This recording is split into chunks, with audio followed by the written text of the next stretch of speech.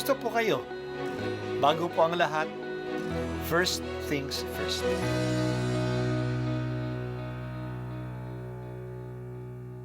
Good morning po. Sinisimulan po natin ngayon ang first things first. At dito po, tinatalakay natin sa unang bahagi ng umaga natin ay ang first readings na binabasa po sa banal na misa. Ito pong tinatalakay natin kasi madalas po kasi marami na tayong alam tungkol sa gospel readings. Pero konti po ang nagsasalita sa first readings. Pero ang first readings, bahagi din po yan ng Biblia, ng banal na kasulatan. Kaya susubaybayan po natin ang mga first readings, basahin po natin at kuminsan kailangan ng basahin ng 2 o 3 beses bago maintindihan kasi hindi po tayo familiar sa mga istorya at sa mga kaisipan na tinatalakay dito. Ang pagbasa mula sa mga gawa ng mga apostol. Sinalubong ni Cornelio si Pedro at nagpatira pa sa harapan nito at sumamba. Ngunit sinabi ni Pedro, "Tumindig kayo, ako'y tao ring tulad ninyo. Ngayon ko lubusang natanto na walang itinatangi ang Diyos. Nalulugod siya sa sinumang may takot sa Kanya at gumagawa ng matuwid kahit saang bansa." Nagsasalita pa si Pedro nang bumaba ang Espiritu Santo sa mga nakikinig ng salita.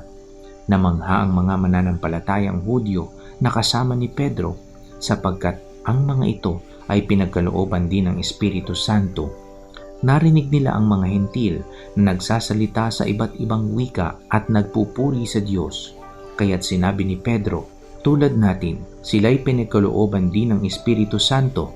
Sino pa ang makahahadlang na binyagan sila sa tubig?" At iniutos niyang binyagan sila sa pangalan ni Hesukristo. Pagkatapos, hiniling nila kay Pedro na manatili roon ng ilang araw. Ang salita ng Diyos. Salamat sa Diyos. Si Cornelio ay isang Roman officer doon sa Syria. Siya ay isang taong makadiyos.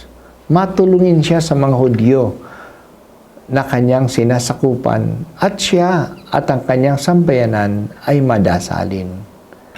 Isang araw habang sila ay nagdarasal, nagkaroon siya ng pangitain ng isang anghel na sinabi sa kanya na magsugo ng ilang tao sa Joppa, isang di kalayo ang lugar, upang kaunin doon si Simon na tinatawag na Pedro sa bahay ni Simon na tagapagbilad ng mga balat ng hayop.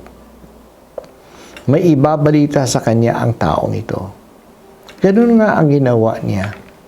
Si Simon Pedro ay sinabihan din ng Diyos na may susundo sa kanya papunta sa Syria. Sumama siya sa kanila. Pagdating ni Pedro sa bahay ni Cornelio, sinalubong niya siya ng buong galak. Nagpatira pa siya sa harap ni Pedro. Pinatindig siya ni Pedro kasi kapwa lang naman silang tao.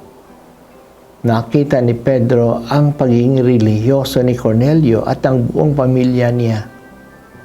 Nagpahayag si Pedro sa kanila tungkol kay Jesus. Habang nagsasalita siya, bumaba ang Espiritu Santo na sa buong grupo. Nakapagsalita sila sa iba't ibang wika at nagpuri sa Diyos.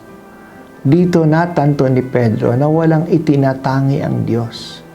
Ang lahat na sumasampalataya sa Kanya at gumagawa ng matuwid ay Kanyang kinalulugdan. Doon din ay bininyagan niya ang buong grupo. Ang pagbibinyag kay Cornelio at ng kanyang sambayanan ay ang unang pagbinyag sa mga hindi Hudyo. Nakikita natin that all these things were arranged by God Himself. Ang anghel ng Diyos ang nagpasugo kay Cornelio na magpadala ng magkakaon kay Pedro. Si Pedro naman ay sinabihan na sumama sa susundo sa kanya. Ang Espiritu ang naunang bumaba sa mga pagano bago pa sila mabinyagan. All were arranged, pre-arranged by God. Ibig sabihin na ito'y kalooban ng Diyos. noong tinanong si Pedro ng mga Kristiyano sa Jerusalem, bakit siya pumasok sa bahay ng isang pagano na bawal sa mga Hudyo? Ikinento ni Pedro ang pangyayaring ito. Nabuksan ang mata ng mga kasama niya na ang kaligtasan ay para pala sa lahat at hindi lang sa mga Hudyo. Noong si Pablo at si Bernabe ay pumunta sa Jerusalem at nagkwento na maraming mga hintil ang naniwala kay Jesus kahit na hindi sila tinuli, maraming mga Kristiyanong Hudyo ay hindi sumang-ayon sa kanila. Dapat daw tituloyin muna sila bago binyagan. Nagsalita si Pedro at tinukoy niya ang kanyang karanasang ito bilang patunay na hindi nare-require na maging circumcised bago mabinyagan.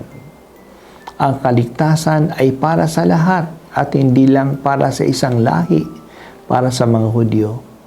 Hindi na kailangan na maging Hudyo muna bago tumanggap ng Espiritu Santo.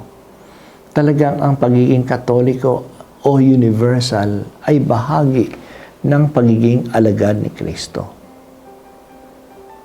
Salamat o Panginoong Diyos na ang kaligtasan ay para sa lahat ng tao at lahat ng lahi.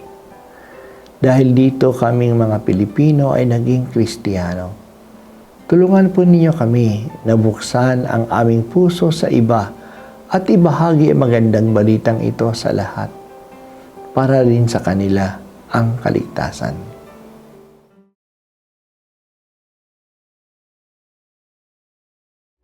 At ako po ay si Bishop Broderick Pabilio dito sa First Things First.